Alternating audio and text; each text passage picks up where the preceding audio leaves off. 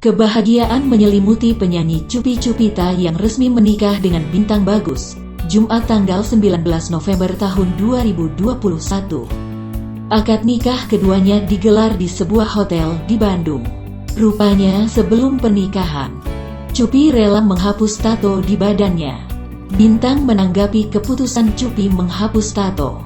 "Ya, kamu ada tato bagus sih.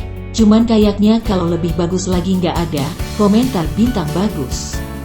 Cupi Cupita menghapus tato di bagian punggung bawahnya.